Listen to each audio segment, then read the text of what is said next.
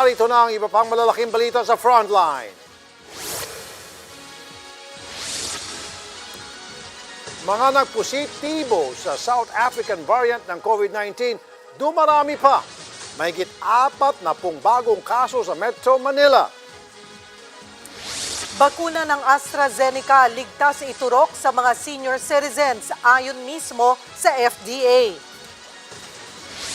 Naitalang inflation ng bansa noong Pebrero, pinakamataas sa huling 2 taon dahil sa sobrang mahal pa rin ng mga bilihin. 1 kilo ng galunggong umabot na ng 300 pesos. Sa pool, sa video, dambuhalang alon nakunan sa New Zealand matapos ang magkakasunod na lindol. Kumusta kaya ang mga Pinoy doon? Sumbong nating inaksyonan, Mr. Todo Bigay Happy. Yari sa misis na pinagpalit sa kabit.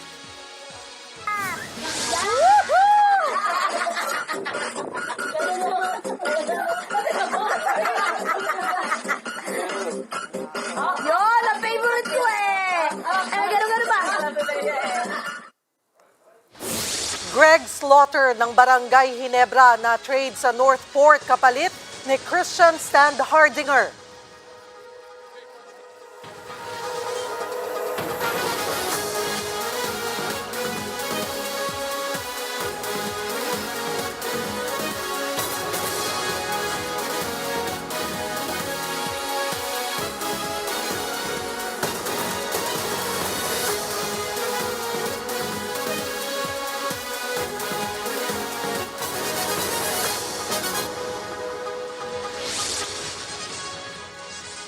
Mula sa 6, biglang sumipa sa 58 ang kaso ng South African variant ng COVID-19 sa bansa.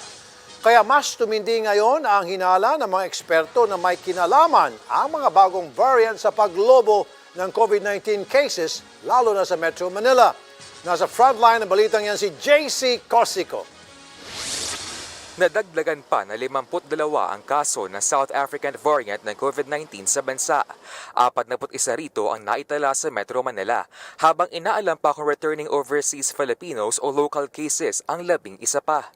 Gumaling na 1 kaso sa NCR, kaya 51 na lang ang active cases sa mga bagong kaso. Sa kabuuan, 58 na ang bilang ng B1351 cases sa bansa. Hindi pa rin isinasantabi na UP Octa Research Team na posibleng ang variant na ito ang dahilan ng pagsipa ng bilang ng mga kaso sa Metro Manila. That is definitely concerning. Strongly supports the idea that the rapid increase in cases is fueled by this variant. That's why we must address this surge, this issue of an increase more urgently. There is not time to waste, we believe. Sa kanilang projection, sakaling maging dominant ang South African variant, posibleng pumalo sa 2,200 ang daily new case count sa Metro Manila bago matapos ang buwan. Hopefully, we can contain this surge. We can reverse the trend. And we showed a different scenario wherein trend was sort of controlled, perhaps through localized lockdowns. Ang Pasay na isa sa mga maiging binabantayan dahil sa paglobo ng bilang, nasa 150 na ang average daily cases noong nakaraang linggo. Ang Barangay 76 nga, isa ng COVID-19 hotspot.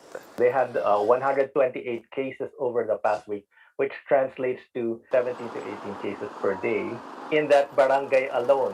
And that is a higher number compared to Pateros, San Juan, and Muntinlupa. Samantala, nakapagtala rin ang Department of Health ng 31 new at active cases ng UK variant ng virus. Kaya umabot na sa 118 ang total cases. Sa Metro Manila, naitala ang 28 sa mga bagong kaso nito. Pero anumang variant, ito ang paalala ng UP Octa. Whatever the variants that emerge, that the best science is telling us, number one, to protect ourselves and to ensure that these variants will not spread, we have to, number one, mask up. We have to use the face shield because that's a combo as far as the Department of Health is concerned. We do need to be more disciplined with the practice of social distancing and, of course, the practice of proper hygiene. We cannot, we have to emphasize this now because it's a crucial period in our fight against COVID. Tingin naman ng isang miyembro ng DOH Technical Advisory Group, posibleng matagal na ang bagong variant sa bansa, pero ngayon lang ito nadiskubre. One evidence that the variant could be causing this surge is we've detected the variant just before cases start to rise. So there's some indirect evidence na the variance is causing this surge. Nagbabalita mula sa Frontline, JC Cosico, News 5. Maaaring ibigay sa mga senior citizen ang mga bakuna ng AstraZeneca ng United Kingdom na dumating sa bansa kagabi. Ang tanong na lang ay kailan ito sisimulang iturok. Nasa Frontline ng balitang yan si Maricel Halili. Hindi pa tiyak ang eksaktong petsa ng rollout ng AstraZeneca vaccines na dumating sa bansa kagabi.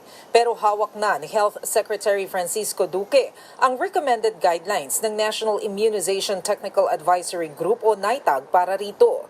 Sabi ni Vaccine Czar Carlito Galvez, halos pareho lang ang guidelines nito sa Sinovac dahil sa medical frontliners naman gagamitin ang dalawang bakuna.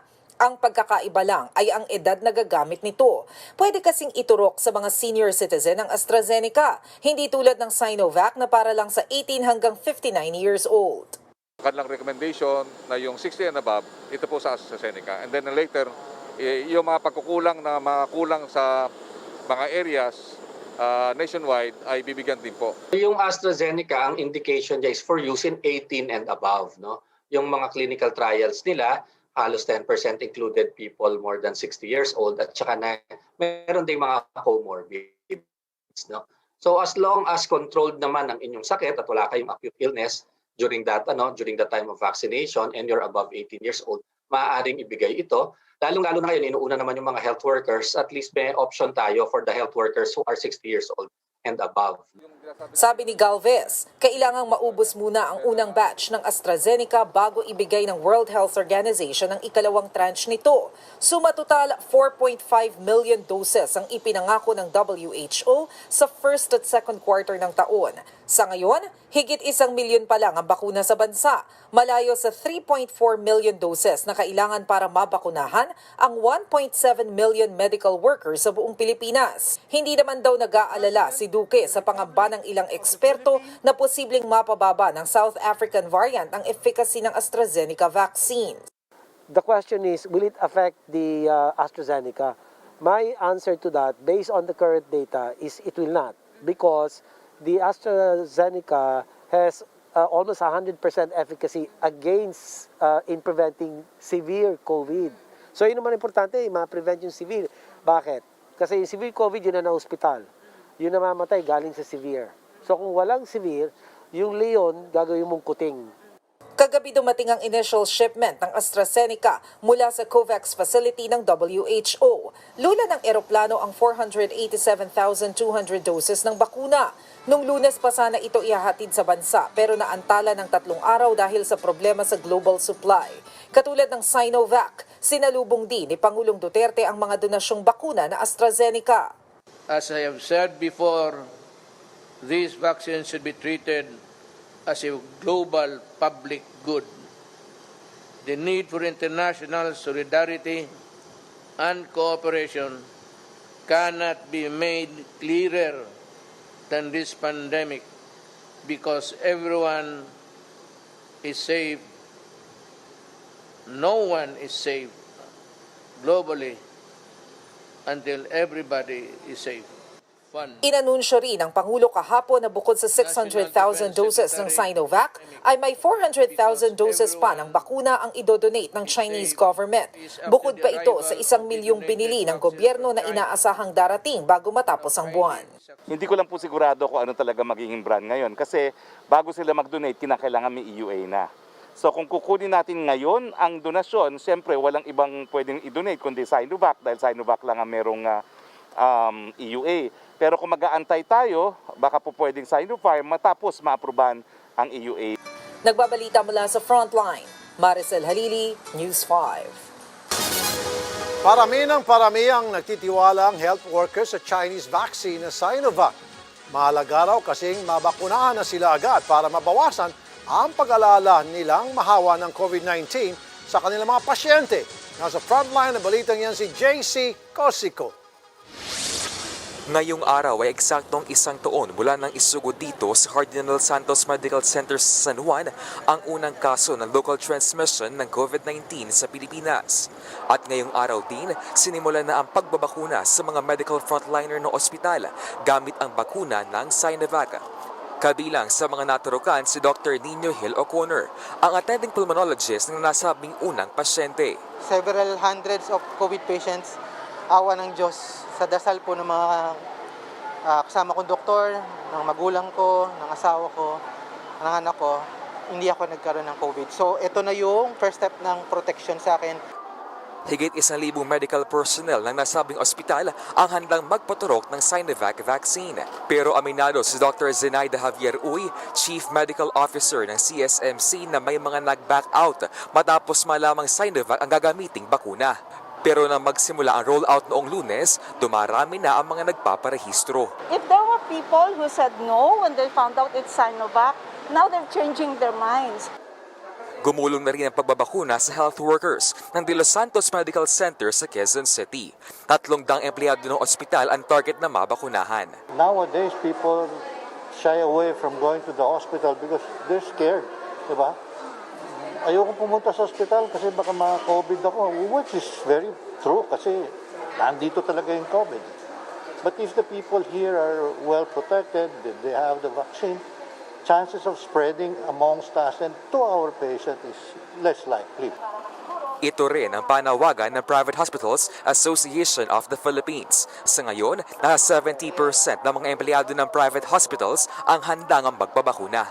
Most of them are waiting for the AstraZeneca, but some still believes na okay na yung Sinovac. Biglang bumaba din, tumaas naman ulit ng konti yung ng confidence nung nakita nila yung nangyari sa PGH saka sa different hospitals in Metro Manila.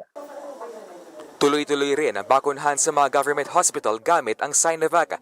Gaya sa ospital ng Makati na umabot noon sa puntong daan-daan sa kanilang hanay ang tinamaan ng COVID-19. 387 na staff workers na nagkaroon ng COVID positive. Kaya that's about 24.7%. Kaya natutuwa kami kasi nagkaroon na. Mostly na pumupunta dito sa ospital ng Makati ay yung tinatawag naming high risk, no? Yung mga severe.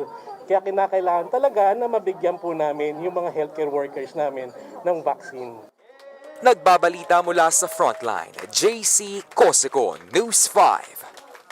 Umabot na sa mahigit 100 ang nakaranas ng side effects sa mga nabakunahan ng Sinovac vaccines. Sabi ni FDA Director General Eric Domingo, 1% lang naman ito ng 13,000 na healthcare workers na nabakunahan simula noong Lunes. Karamihan sa kanila, minor side effects lang ang naranasan gaya ng pananakit ng ulo at sa parte ng katawan na tinurukan.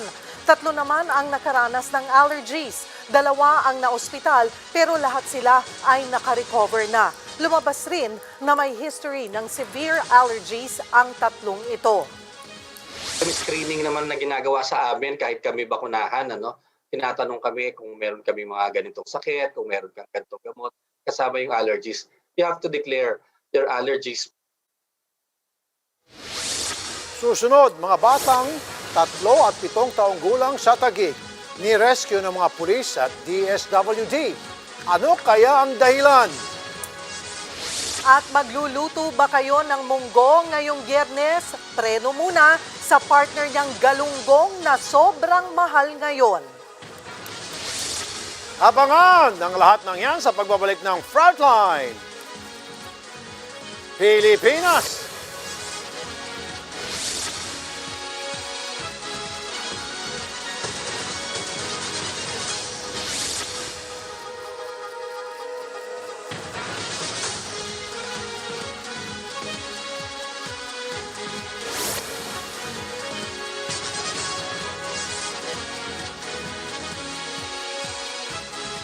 Now, for those of you, wala ito sa speech ko. For those of you who opt to take that vaccine, it's fine with me. Wala sa akin yan. Others might prefer other brands. The doctors are very discriminating. They're waiting for Pfizer. Ang akin is Sinopharm, China. Hindi masyado ako maano dyan sa mga produkto ng puti. So, ganun. But I will be receiving another batch. And then, China would give us another 400, making their donation to this country 1 million. Itong dumating na AstraZeneca, donation rin ito ng WHO. It is the answer to their call that rich nation must also fund the poor nation, because no one is safe until everybody is safe. So that's how it is. You limit it, and you cut travel and everything, and all the commercial exchanges would grind to a halt. So, ganun ho ang nangyari dyan. Buhay sabi yung mga economic managers ko are pestering me. And also the education department. Gusto na talaga na, sabi ko, ito lang ang tandaan ninyo. Pag ang isang Pilipino magpunta sa isang clinic, public health, preferably city health, city hospital, o yung mga hospital nag-volunteer na magbakuna. Pag ang every Pilipino, ganyan ang sitwasyon, no, pabakuna na lang sila, wala nang kulang at wala nang maraming kotso-kotso, then I will open it immediately. Hindi kailangan lahat. Basta makita ko lang yan. That is the standard. Hindi naman lahat sabay-sabay yan. But if I see most of my the citizens can avail of the vaccine in any of the health centers, hospitals, at wala nang that is the standard, then I will reopen everything sa ating ekonomiya. For now, pigil ako sa lalo na mga bata. Our investment in education infrastructure affirms our continuing commitment to promote the right of the people to quality and accessible education at all levels. On this note, I reiterate the need to complete government structures projects on time, and if possible, I am directing all concerned agencies to ensure the least inconvenience to the public during construction, while ensuring strict adherence to the highest standards of honesty, integrity, and prevent corruption. Once again, I thank the local government for their support. I assure you that the government is exerting all efforts to go full throttle in this COVID-19 vaccination program to ensure the safety of students before the resumption.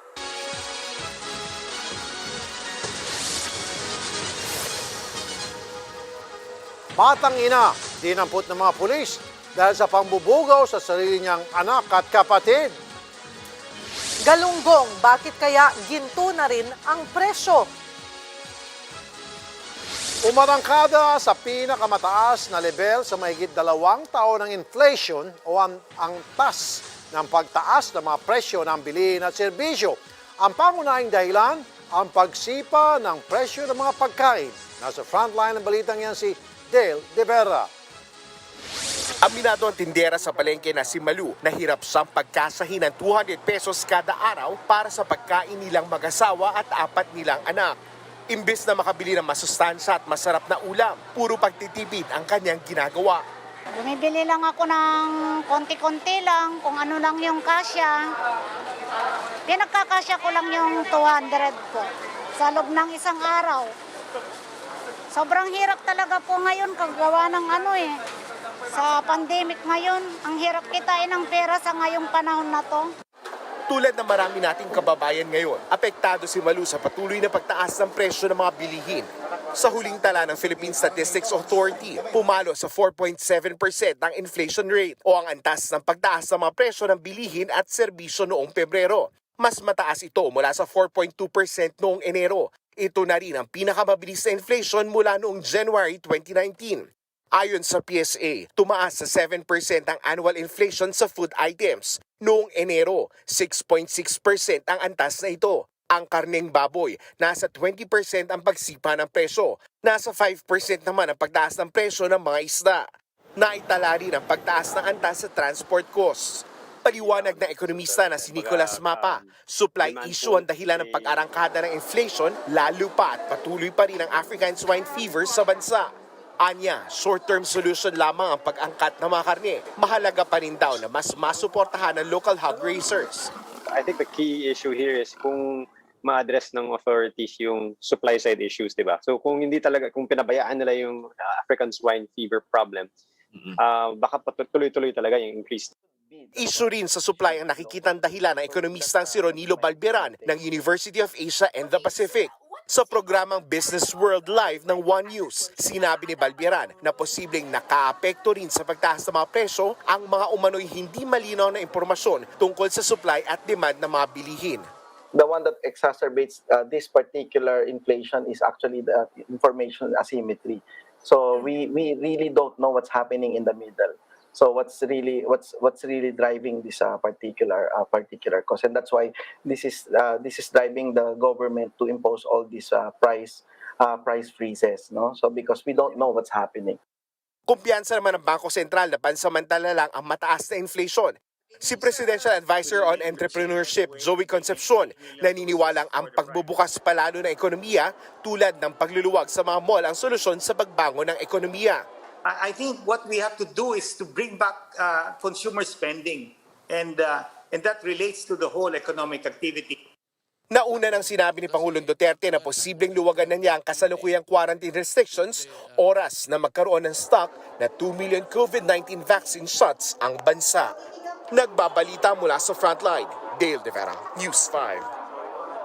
Dahil sa nagtataasan pa ring presyo ng bilihin, lalo na ng baboy, isda sana ang pamalit dyan ng ating mga kababayan. Pero kahit isda tulad ng galunggong, sobrang mahal na rin. 100 piso ang itinaas kada kilo.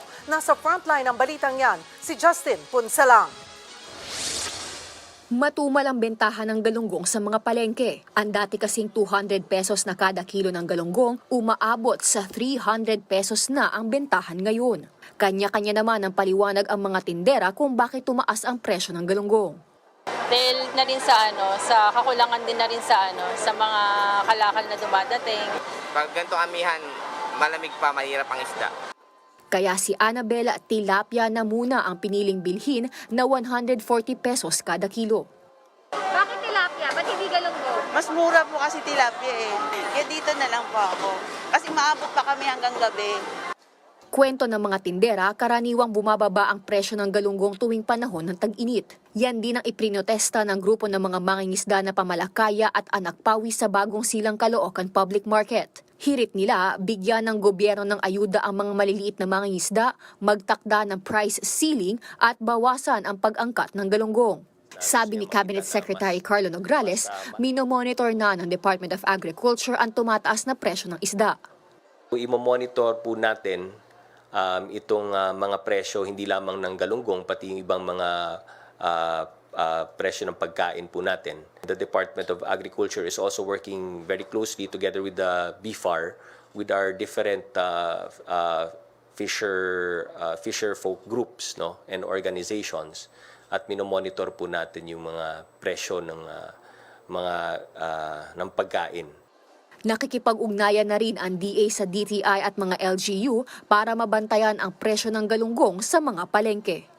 It's an issue of supply and demand. Basta sa amin, on our side, the efforts that you've seen now is a conscious effort to really bring in the supply to the metro.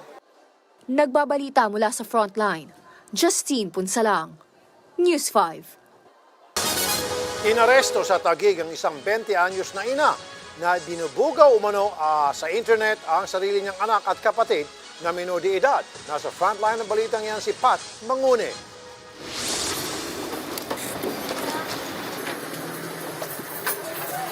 Sinalakay ng mga tauhan ng PNP Women and Children's Protection Center ang bahay na ito sa Lower Bicutan, Taguig City.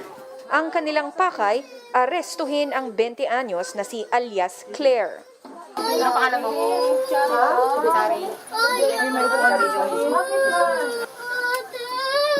Bakit po? Nirescue din ang dalawang menor de edad. Base sa investigasyon, ibinubugaw umano ni Claire ang 3 gulang niyang anak at ang 7 taong gulang na kapatid para sa malalaswang gawain online. May katumbas itong bayad mula sa mga customer na foreigner. Itinanggi ni Claire ang paratang. Balak lang daw niyang lokohin ang mga customer na magbigay ng pera, pero wala pa naman daw siyang naipadadalang malalaswang litrato o video. Inalok ko lang po pero wala pong hubad na nangyayari doon. Hindi ko po talaga ipapagawa yun sa kanila. Hindi po talaga. Wala po silang nakuha sa akin na gano'n dahil hindi ko po talaga inaano sa kanila. Binablock ko po kaagad. Pero inamin ni Claire na siya mismo gumagawa ng kalaswaan sa kamera para sa online customers. Katunayan, 11 anyos pa lang daw siya ay nagsimula na siya sa ganitong gawain. Dahil umano ito sa pag-uudyok ng kanyang tiyahin na naaresto na noong 2019. Dala lang din daw ito na matinding pangangailangan. Yung sa tita ko lang po. Anong ginagawa ng tita mo? Pinag-ano nga po ako, pinag-online din po ako. Yung naghuhubad po sa cam, binibigyan lang po ako ng 300 ng tita ko. Sa ngayon, nasa pangangalaga na ng DSWD ang mga bata. Mahaharap naman si Claire sa kasong paglabag sa Anti-Trafficking in Persons Act, Anti-Child Pornography Act at iba pang kaso. Nagbabalita mula sa Frontline, Patricia Mangune, News 5. Ibinasura ng Muntinlupa Regional Trial Court ang motion for reconsideration ni Senator Laila De Lima na makapagpiyansa at maabsuelto sa isa sa mga drug case na kanyang kinasasangkutan. Ibig sabihin tuloy ang kaso laban kay De Lima at kanyang co-accused na si Ronnie Dayan. Paliwanag ng korte, kailangang magpresenta ni De Lima at ni Dayan ng ebidensya para mapatunayang sila ay inosente. Nahaharap sina De Lima at Dayan sa drug trading case sa Bilibid. Nauna nang ibinasura ng korte ang hiling ni De Lima na demurrer to evidence o ang pag-acquit sa kanila dahil sa kakulangan ng ebidensya. Hindi rin pinagbigyan ang kanilang hirit na magpiyansa. Ito ang dahilan ng paghahain nila ng motion for reconsideration. Noong nakaraang buwan ay na-acquit si De Lima sa isa sa 3 drug cases na nakabinbin din sa Muntinlupa Trial Court. Lumalabas sa bagong testimonya ng PNP na pinalipat din sila ng meet-up place ng sinasabing katransaksyon nila sa araw ng enkwentro sa PDEA. Sa Baclaran daw talaga dapat kikitain ng mga pulis ang target noong February 23. Pero di ito natuloy at inilipat sa Litex, Quezon City ang meet-up kinabukasan. Sa araw ng transaksyon, pinabago raw ulit ang lugar dahil nasiraan ang sasakyan ng target at pinapunta ang PNP sa lugar kung saan nangyaring enkwentro. Nanindigan ng PNP na lihitin mga operasyon. Nagpakilala rin daw sila sa mga nakabarilang PDEA operatives. Kaya pakiusap nila, huwag muna silang husgahan hanggat di pa tapos ang investigasyon. Hindi naman po natin kontrolado anong sasabihin ng publiko sapagkat bahagi lamang po na nangyari ang nakikita nila. Pero ang may sasuggest po natin, hintayin po natin ang magiging finding ng NBI patungkol sa kasong to. Susunod, sinibak na ambasador sa Brazil dahil sa pananakit sa kanyang kasambahay, may buwelta kay DFA Secretary Teddy Boy Locsin. At reklamo ng ating inaksyonan, Mister huli sa akto habang nag-happy-happy sa piling ni Kabit. Ano kaya ang ending? Yan at iba pa sa pagbabalik ng Frontline, Pilipinas.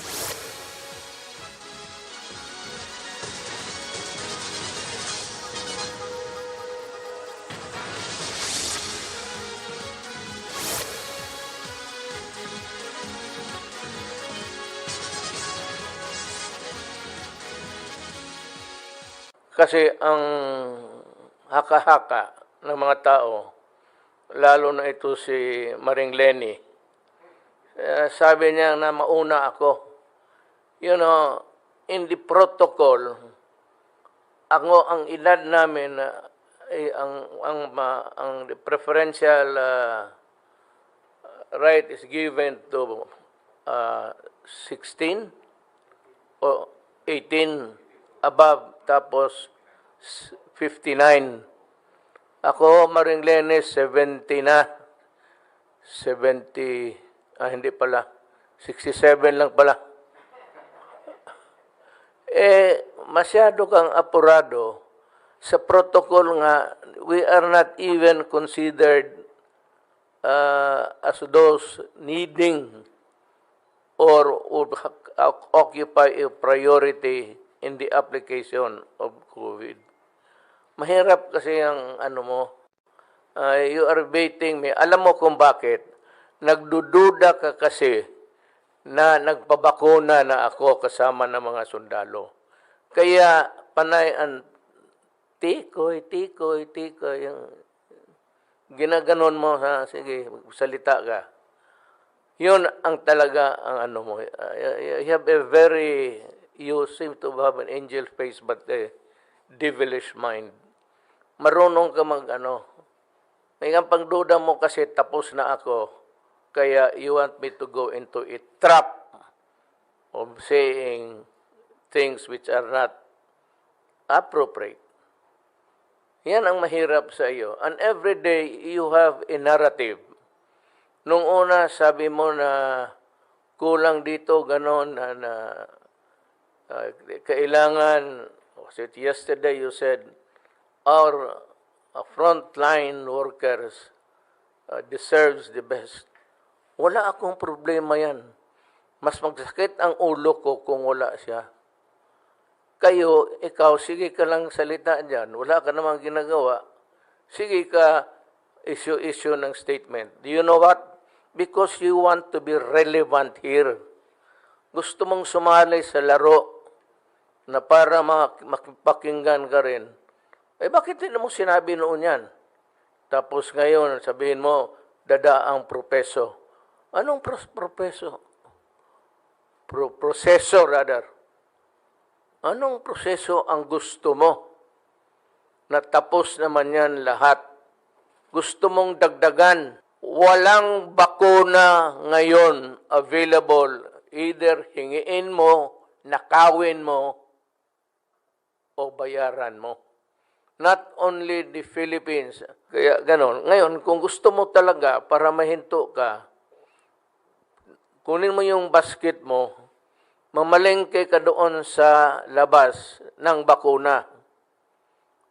Bigyan kita pera para kung may mabili ka, bilhin mo na kaagad at umuwi ka dito sa Pilipinas, bigay mo doon sa mga doktor. Yan ang mahirap sa iyo. You want to be relevant. Even the doctors, some are not quite keen sa Sinovac. But that is the right. They want maybe the US, it could be AstraZeneca or it could be Johnson & Johnson. Johnson & Johnson is US talaga yan. Or it could be Moderna. So, as I said, wala tayong dyan except wala kaming objections dyan. Ayaw ninyo. Maghintay na lang ho kayo pag magdating yung mga bakuna na of your choice and not the ones that are being applied now to the people. We respect your decision on the matter.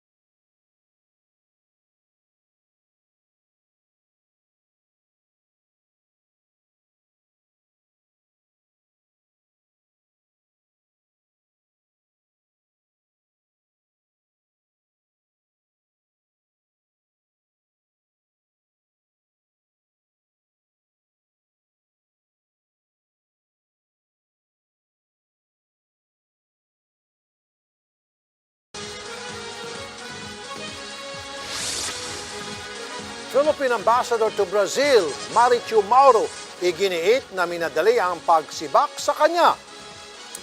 At mga health workers sa Davao City binakunahan na rin ng Sinovac. May hinanakit si dating Philippine Ambassador to Brazil, Marichu Mauro, kay DFA Secretary Teddy Locsin Jr. dahil sa umunoy di patas na paghawak sa kaso niya kaugnay sa pananakit sa isang kasambahay. Ayon kay Mauro, hindi raw dapat sinakripisyo ang sarili niyang karapatan para dumaan sa due process. Binaliwala rin umano ng DFA hearing panel ang documentary evidence na ipresenta ng kanyang mga abogado para sa kanyang depensa. Iginiit din ni Mauro na iligal ang pagkakakuha ng CCTV footage na nagpapakita ng kanyang pananakit. Ninakaw umano ito ng mga Brazilian na empleyado ng kanilang embahada.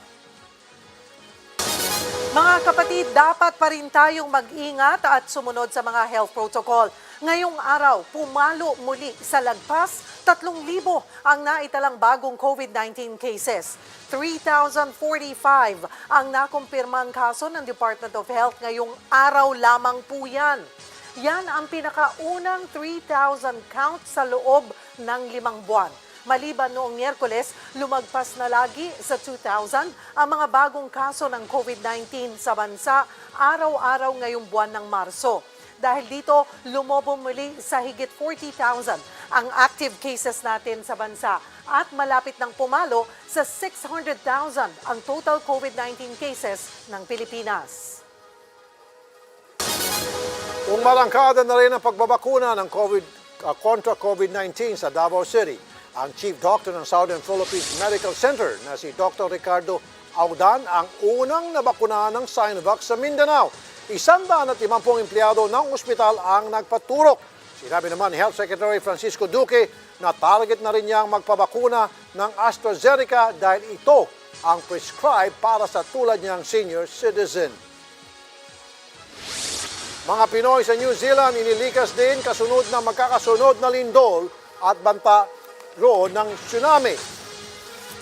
At makasaysayang vaccine rollout sa Pilipinas sa ating balikan sa Word of the Lord.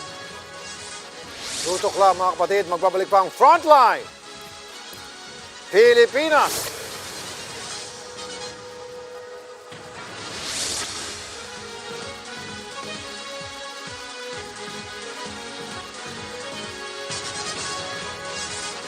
When I ran in 2016, I promised our people that by the end of my term, we would have built conducive, inclusive, and resilient learning environment for our students. Sa awa po ng Diyos, mukhang natupad ko man, medyo hindi naman lahat. Baka 1/4 of the whole. Okay na yan, given the expenses that we have to fund, and of course, ang tagal the time needed to construct. Ito na, pagkakatapos lang, I remember it was 2016, I was not yet the president.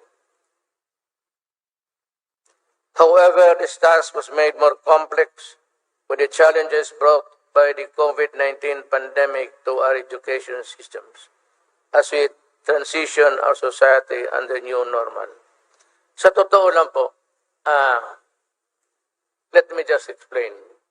My mother is a retired public school supervisor. Was a teacher all over life. Sa totoo lang, ang malapit sa akin, sa puso, ang mga maestra. Pero, nung nag-increase ako ng salary, I already saw what was happening.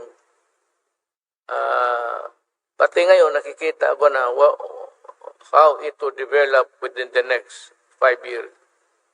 I say it's so host of problems that we need money all the time for everyone na hindi naman talaga magkasya. So nakatarget ho ako doon. We were doing fine. Our rating is BBB. Next to that is ang credit, natin. Because hanggang ngayon, pinahiram tayo, pero mababa na lang. Kasi wala tayong pambayad, but DBP and World Bank were maybe a good spirit in them allowed us to borrow money to buy COVID vaccines. Nag-iipon na po ako, sa totoo lang, kasi sabi ko next ang teacher. Totoo yan. Nandyan si Secretary Briones. She's maybe old, but she's a brilliant, she's a professor of UP. Maybe summa ka ba, ma'am? She was our national treasurer. So alam niya ang pera talaga gaano kahirap kunin. Now when COVID came, bagsak talaga ang ekonomiya. Sarado ang mga factories, manufacturing, whatever. Kasi takot nga, there was a lockdown. And between an economy and the health of the people, with the pandemic whirling around, I thought it wise to cast my lot with the interest of the people in their health. Kaya ho, nagkaganon. I'd like to thank the President Xi Jinping. I do not want to grab the credit. The credit is the Filipino people. It inspired us to prank our gray matter. Mga Pinoy sa New Zealand, kumusta kaya? Kasunod ng magkakasunod na lindol doon. At unang linggo ng makasaysayang pagbabakuna sa Pilipinas kontra COVID-19, balikan natin sa Word of the Lord. At FPJs, ang probinsyano at iba pang kapamilya primetime shows, mapapanood na rin dito sa TV5 simula Lunes. Ilang Pilipino ang kasama sa libu-libong inilika sa New Zealand dahil sa banta ng tsunami matapos ang magkakasunod na lindol. Sa kuha ng video na ito, nakikita ang dambuhalang alon malapit sa baybayin ng Tokomaru Bay matapos ang malakas na lindol na tumama sa northeastern coast. Agad din namang binawi ng mga otoridad sa New Zealand ang tsunami alert. Pero pinalahanan pa rin nila ang kanilang mamamayan na maging alerto. Sa tansya ni Philippine Ambassador to New Zealand, Gary Domingo, nasa daan-daang Pilipino ang kasama sa mga lumikas. Tuloy-tuloy naman ang pakikipag-ugnayan ng Embahada ng Pilipinas sa ating mga kababayan sa New Zealand. Matapos ang ilang buwang paghihintay sa wakas, natanggap na rin ng ating bansa ang mga unang batch ng bakuna kontra COVID-19. Balikan natin ang mga eksena sa unang linggo ng pagbabakuna dito sa atin. Yan ang tampok sa Word of the Lord.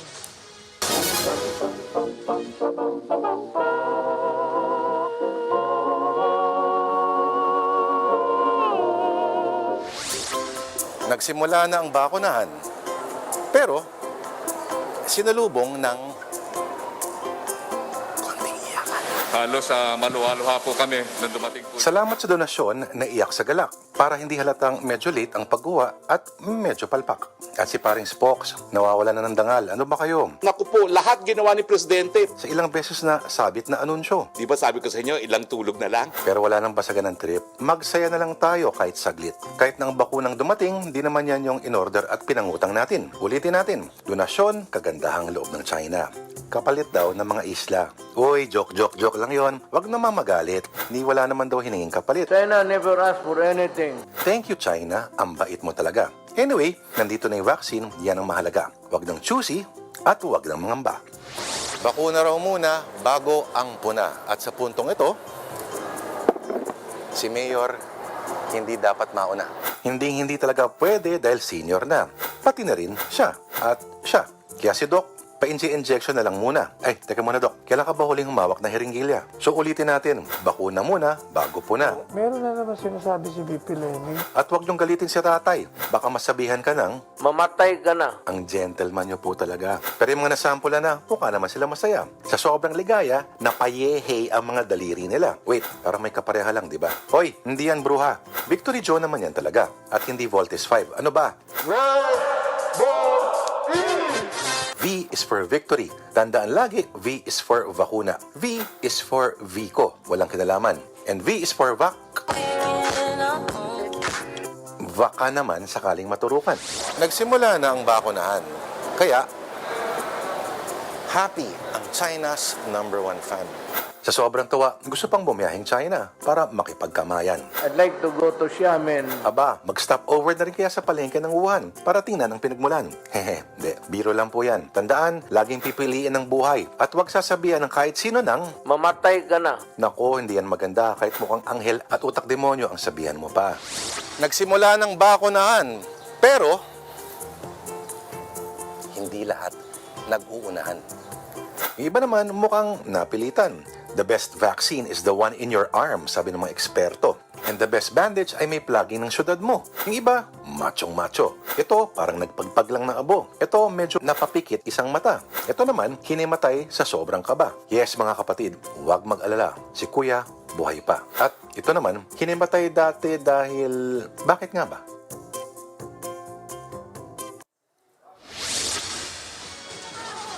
Susunod, Mister nangasar habang sukdulan ng kaligayahan sa piling ni Kabit. Ano kayang reaksyon ni Mrs.?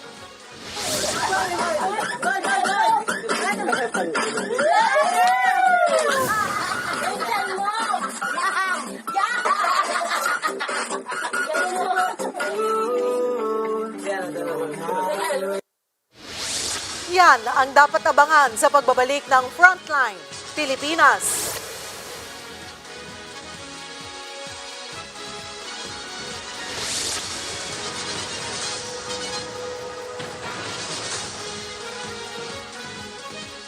There are only 10 countries today. In fact, 75% of all vaccination, 75% ng lahat ng bakuna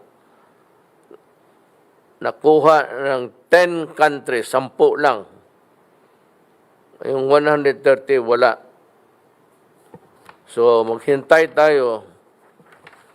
At sana, hindi naman ako ng ano, I'm not trying to, I said, pontificate here. Yung in the meantime, you just better follow government at liwasan yung mask. It can save you a lot of trouble and expense. Simple lang ito. Sa bagay yung mga hold upper, hindi na masyado mahirapan, sanay na mga animal na ganito. Ito lang. Tapos, wag naman yung gamitin ninyo, kita ko daan yung ninyo, nagsasalita ganun. Wala na. Ay, na-inhale. Pumapasok sa hinga mo yung iba naman, ganun na. Ay, buhay. The problem is ito ganito. How do you solve the problem? Well, I leave it to the local chief executive, governor, mayor, barangay captain. Yung mga tao na walang-wala talaga. Hindi makabili ito, bilhin mo to. Yung ibang walang ang pagkain, hindi ka makabili ng ulam. The provincial government and the municipal governments and the city governments, I require you to buy and give it for free. Kung ayaw ninyong gawin yan, ako ang magdala ng bakuna doon sa lugar ninyo. I will go to the city hall at ibigay ko yung, ayaw mo magbili, ako ang mag-deliver. Ibigay mo sa mga tao. Ayaw mong gumastos, ako ang gagastos. So I hope that does not really happen. I hate to be pugnacious about it. Makipag-away ka dyan. Sana magkaintindihan na lang tayo na itong problema atin lahat. So ilang how many countries, ilan pa lang ang meron. Again, ay 75% nandiyan lang sa 10 na ang iba tayo, pati tayo wala. Canada nga na kapitbahay ng Amerika, nagdadamutan pa sila. Kino-corner talaga ng Amerika lahat ngayon. Kasi they have about 270 million people. Well, 332? Million, yes, sir. All the statistics, walang binasa ko kanina. So, 300, my God. Tapos, may booster pa. Abot pa ito ng Be very careful. Ako naman, I've been criticized. Tama kayo. Na ito si Duterte nagsasalita, hindi naman sinusunod. Tama kayo. Na hindi naman nagmamask. Tama kayo. Hindi ako hold upper na sanay magsalita nitong kaya tinatanggal ko. Now, I run the risk of baka ako madali rin. May vice president man. Siya na ang susunod. Wala tayong magawa.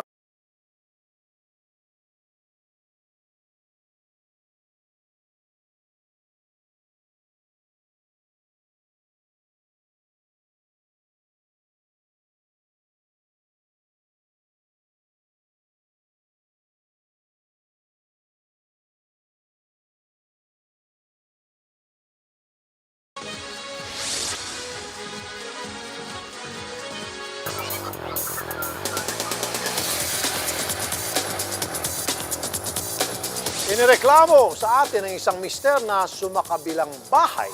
Ang matindi, may sabit din ang kanyang kabit.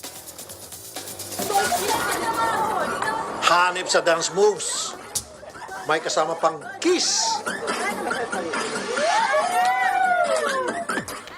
Huling-huli sa video ang good time ni Malfi Masinahon. May asawa at 2 anak. Pero ang nakitang hinalikan niya, hindi niya misis. Kanina sa Idol in Action, dumulog sa atin si Annalyn Masinahon, asawa ni Malfi, dahil sa ginagawa rin nitong kabulastugan. At hindi lang siya ang gustong panagutin, dahil ang mismong kabit ng kanyang mister, may asawa rin pala. Okay, ano pong sabi ni mister? Mas pinipili niya na po yung kabit niya kaysa sa mga anak niya. Naku po. At ano naman pong sabi ng mister ng nikabit? Handa din daw po yun makipagtulungan sa amin para daw po makulong din daw po yung asawa niya. Depensa naman ang inireklamong other woman. Ang alam daw niya ay may kasunduan na sina Malfi at Annalyn. Ang paliwanag naman po niyan dito sa akin, nag-usap na daw po yan sila nag-usap na daw po yan sila na pinalaya na daw po siya nung asawa niya. Ngayon ganito po. Basta yung sahod daw po sa kanila. Pero kwento ni Annalyn, binigyan pa niya ng chance ang asawa nang bumalik ito sa kanya. Humingi po siya ng tawad sa amin, sir. Tinanggap po namin yan dahil sabi ko para sa mga bata. Yun kasi po ang sabi niya, ihiwalayan na daw po niya yung babaeng yan. Kaya kailangan niya nang bumalik sa amin. Magbabago na daw po siya. Ang nalaman ko po, kaya po pala siya umuwi dito sa bahay, ay hinanting po pala siya ng asawa niya dyan. Nagsabi rin daw si Malfi na isang driver na iiwanan na niya si Angelica oras na makahanap siya ng trabaho malapit sa kanyang tunay na pamilya. Yun ang sabi niya. Kung makakahanap siya ng trabaho dito sa lugar namin, lilipat siya dito at iiwanan ka na niya. Yun ang usapan namin. Kahit itanong mo pa yan kay Malfi Masinahon, ayan ang sinabi niya. Pero ngayon, anong ginagawa niya? Di ba wala siyang trabaho? Si Malfi, lumalabas na nasa bakery lang pala kung saan nagtatrabaho ang kanyang kabit. Ganda ng bahay mo. Sa isang cellphone video, kitang-kita pa siya ang nagbabantay dito. At nang makitang kumukuha ng video sa kanya, nakuha pa ngang magbanta. Huwag na kayo, Glads, mag-video, Glads. Ate, yung mainit. Huwag kayo mag-video, babasagin ko yan. Gusto ngayong ituloy ni Annalyn ang reklamo sa kanyang asawa at kabit nito. Yan ay kahit na pilit pinaliwanag ni Angelica na wala siyang tinatanggap na pera mula kay Malfi at hindi niya ito pinipigilang magtrabaho.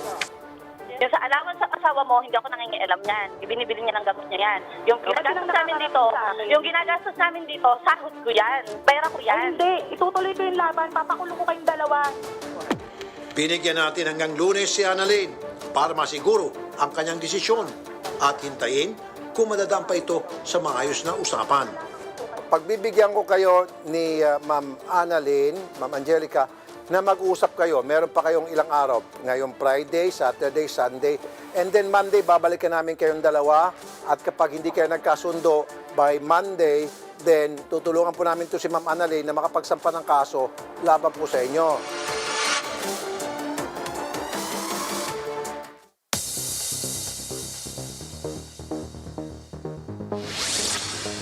Bumuhos ang suporta at pakikiramay sa libing ng isang 19 years old na babaeng nasawi sa madugong protesta sa Myanmar. Si Kial Sin o mas kilalang Angel ay namatay sa gitna ng marahas na protesta laban sa kudeta sa kanilang bansa. Nakilala si Angel nang makunan siya ng kamera na suot ang black shirt na may katagang "Everything will be okay" ilang oras bago siya masawi. Itinuturing ngayon na simbolo ng kalayaan si Angel ng mga nagpoprotesta laban sa militar sa Myanmar. Isa lang si Angel sa halos 40 namatay sa madugong protesta sa Myanmar matapos magkudeta ng militar noong February 2. Susunod, Greg Slaughter, maluwag kayang tinanggap ang pag-trade sa kanya ng Hinebra? Yan naman po kayo mga kapatid, magbabalik pa ang Frontline Pilipinas.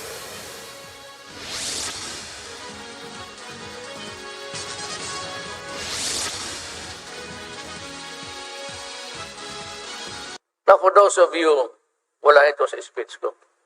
For those of you who opt to take that vaccine, it's fine with me. Wala sa akin yan. Others might prepare other brands. The doctors are very discriminating. They're waiting for Pfizer. Ang akin is Sinopharm, China. Hindi masyado ako maano dyan sa mga produkto ng puti. So, ganun. But I will be receiving another batch. And then, China would give us another 400, making their donation to this country 1 million. Itong dumating na AstraZeneca, donation rin ito ng WHO. It is the answer to their call that rich nation must also fund the poor nation, because no one is safe until everybody is safe. So that's how it is. You limit it, and you cut travel and everything, and all the commercial exchanges would grind to a halt. So ganun ho ang nangyari dyan. Buhay sabi yung mga economic managers ko are pestering me. And also the education department. Gusto na talaga na, sabi ko, ito lang ang tandaan ninyo. Pag ang isang Pilipino magpunta sa isang clinic, public health, preferably city health, city hospital, o yung mga hospital nag-volunteer na magbakuna, Pag ang every Pilipino, ganyan ang sitwasyon, no, pabakuna na lang sila, wala ng kulang at wala ng maraming kotso-kotso, then I will open it immediately. Hindi kailangan lahat. Basta makita ko lang yan. That is the standard. Hindi naman lahat sabay-sabay yan eh.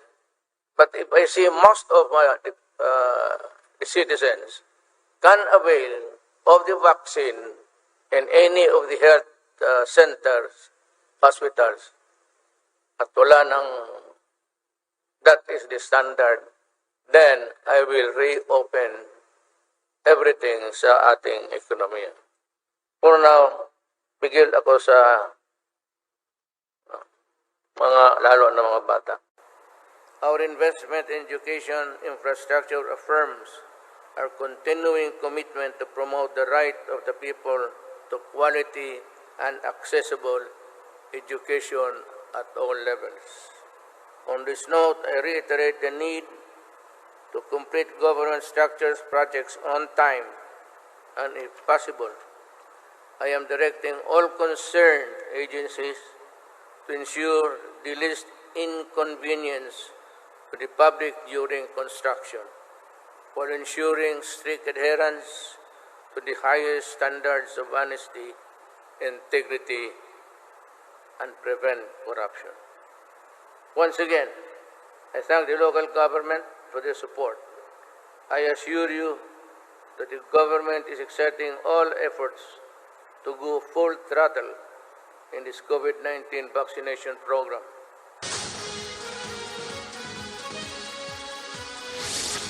Greg Slaughter ng Barangay Ginebra na trade sa Northport kapalit ni Christian Stan Hardinger.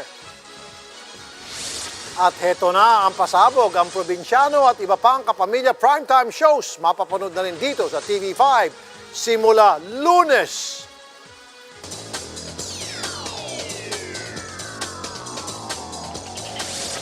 All set na ang cast ng 2021 All-Star Game matapos mag-draft sina team captains LeBron James at Kevin Durant kanina. First pick ni LBJ si Giannis Antetokounmpo. Kinompleto nina Stephen Curry, Luka Doncic at Nikola Jokic ang starter ng Team LeBron. Reserves naman sina Damian Lillard, Ben Simmons, Chris Paul, Jaylen Brown, Paul George, Domantas Sabonis at Rudy Gobert. Di maglalaro si KD sa All-Star Game. Kaya ang bubuo ng starters sa Team Durant sina Kyrie Irving, Joel Embiid, Kawhi Leonard, Bradley Beal at Jason Tatum.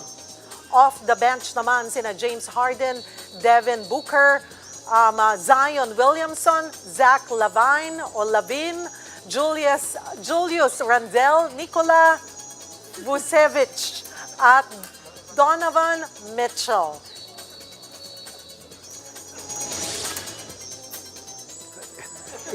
Sorry. Isa na namang mega trade ang binigyan ng go signal sa PBA. Nakuha ng Barangay Ginebra si Christian Stan Hardinger mula Northport, Batang Pierre. Kapalit ni si Stan ang long-time center ng Gin Kings na si Greg Slaughter. One-on-one ang palitan na aprobado ng PBA Trade Committee. Parehas na number 1 overall pick ang dalawa sa maghiwalay na draft at may tig-isa ring Best Player of the Conference Award. Ikinalulungkot naman daw ni Slaughter ang trade. Nagpapasalamat pa rin siya na naging stay niya sa Ginebra. Excited din ang 7-footer sa bagong chapter at naniniwalang marami pa siyang ibubuga. Partner, naranasan mo na bang magpa-swab test? Diba, sakit sa ilong at sa lalamunan? Oo, ilang beses na natin ginagawa yan. Regular na ginagawa natin yan dito sa TV5. Well, eto partner, sa Netherlands, may bagong paraan ng COVID test na hindi na kailangang sundutin ang ilong at lalamunan. Ang tanging gagawin mo lang, sumigaw. Isang inventor, ito partner, ang gumawa ng aparato na kayang makadetect ng coronavirus particle sa hangin. Ang gagawin lang ng magpapatest, pumasok sa isang mala phone booth na kwarto at saka magsisigaw. Bago yan sige. Bukod kasi sa pagsigaw daw, pwede rin kumanta kung yun ang trip mo. Susuriin ng device ang particles sa hangin at doon may kita kung may coronavirus ka. Pero nasa testing stage pa lang daw ito.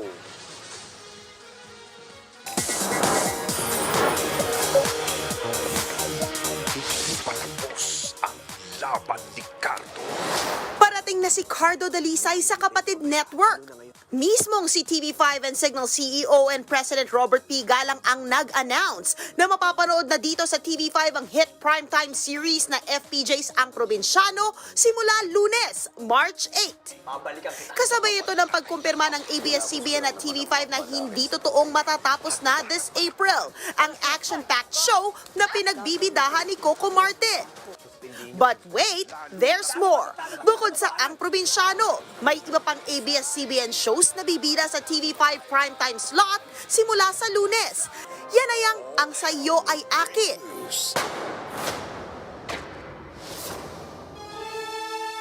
Sa teleseryeng To Die For. Walang hanggang paalam. Babalik ka kay Eman? Ha? Ha? Mahalaga ka para sa akin. At Pinoy Big Brother Connect. Mapapanood ang mga programang ito Lunes hanggang Biyernes, alas 8 hanggang alas 10:30 ng gabi, dito sa TV5. Noong January 24, nagsimulang ipalabas sa Kapatid Network ang Asap Natin To at FPJ The King.